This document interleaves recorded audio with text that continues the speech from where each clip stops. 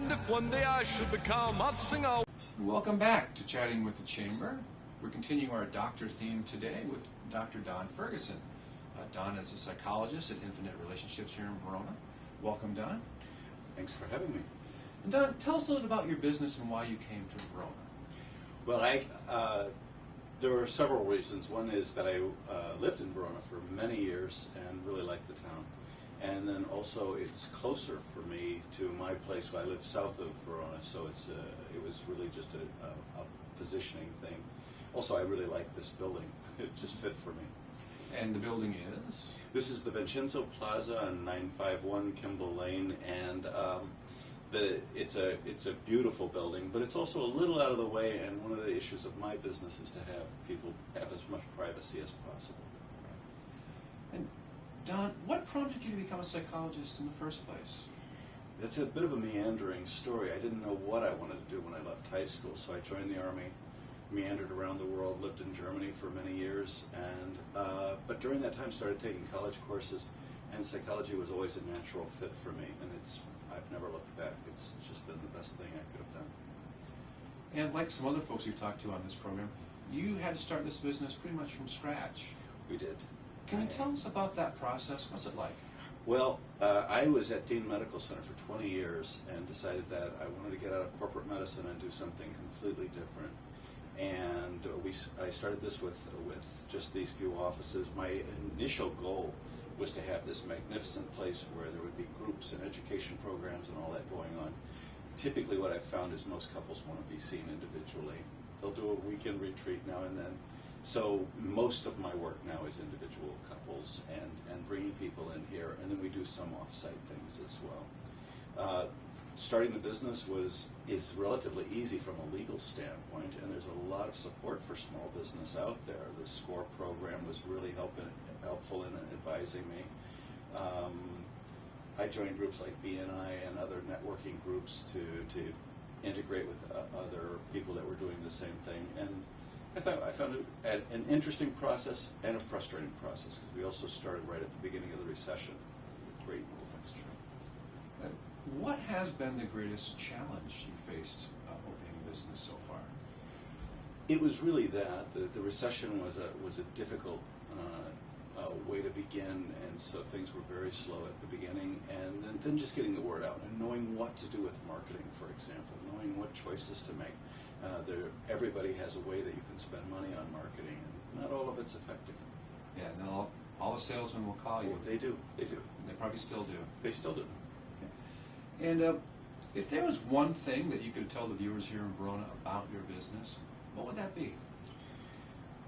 I work with couples, and I work with groups and teams in businesses, and I'm really good at it. And so the thing is to get in and have the privacy of a place like this, and a place where you can really focus on your relationship and move forward with considerable expertise behind that. And can you tell me a little more about the type of work with couples, for example? Obviously you can't mention any specifics, right. But in general, can you tell me what kind of work you might do? It's a wide variety. I see people who just want to work on making their marriage better. They want to do some preparatory work before they get married or before they move in together. And I see people that are in desperate straits. Because I've been around a long time, I get referrals of people that are really struggling, and have even quite a few that have been through counseling with other therapists before, and are really in tight straits. And that's, in some ways, my favorite kind of work. And I know you also do group work. Why don't you tell us a little bit about your off-site work, too? Well, for example, we do a retreat up in Minocqua called the Mindfulness for Couples Retreat. It's in a gorgeous setting. It's a very small group of approximately 6 couples, and we do that on the weekends, and it's really just magnificent. A friend and I teach this, and he's an expert. He's been a long-standing practitioner of mindfulness, and I practice couples work from a mindfulness standpoint, and so we blend the two. My approach is kind of a neurobiological approach to couples work, and his comes straight out of mindfulness meditation. And again, realizing you can't be specific, Can you tell us like some kind of success story you can share? I think the most exciting thing is when people come in and actually say, we think we need to have a divorce. We're here to really just talk about the specifics and how to treat each other a little better during the course of divorce. And they decide that they really don't need a divorce once they start actually talking to each other in a structured, somewhat more friendly manner. Now, when you're dealing with couples, especially in that sort of crisis situation, is that great stress for you, or just learn to handle it over time? You learn to handle it over time, and I think there's so many successes, there's so many little successes in the process of it, that there's a lot of feedback, a lot of positives that go on with it.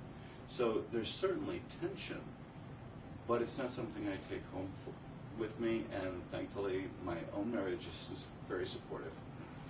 And while we're doing therapy for the host here, tell me, Doc, what is the most common problem you see amongst couples? Well, almost everybody comes in and talks about communication, but then you narrow that down to how time is spent with each other, who does what tasks around the house. They used to say that finances were the top concern, but actually it's kind of dropped down the list from time. Just how we spend time together, how we pay attention to each other, people feeling ignored or not getting their needs met in the relationship. That's interesting. And tie a few answers together here. You mentioned you started during the recession, but you said finances are not as high a priority as people think. But do economic troubles, like the ones we've experienced over the last couple of years, create stress in relationships? They place tremendous stress on people, and what we saw during the course of the recession was actually people staying together, not because they wanted to stay together, but because they couldn't afford to divorce, so they couldn't add that one additional financial stress. And frankly, divorce is predicted to take 40% of your wealth away from the two of you.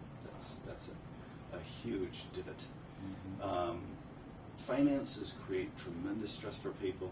Typically, when people argue about money, they aren't having the right discussion.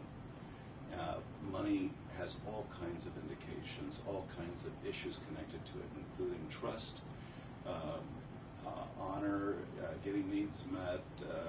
Lots of things go into the discussion of money that have very little to do with the money itself. And one more follow-up on something you mentioned a little bit earlier.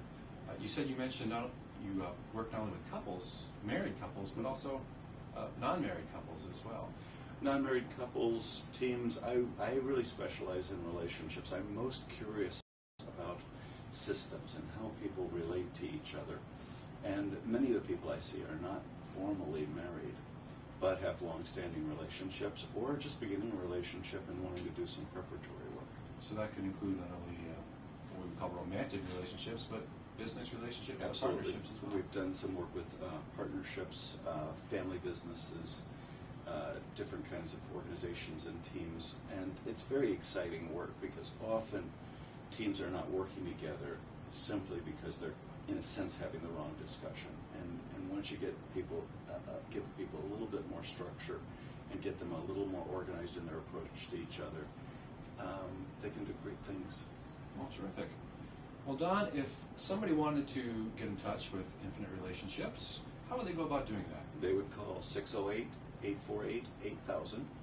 And I would also invite them to go on the websites. InRelationships.com is the one for the Counseling Center, and my consulting work is through DonFergusonConsulting.com. Okay. And once again, the address for the office here? 951 Kimball Lane, and we're in Suite 206. Okay. Well, Don, thanks for joining us for our show this morning. Great. And it's good talking to you. Thanks so much.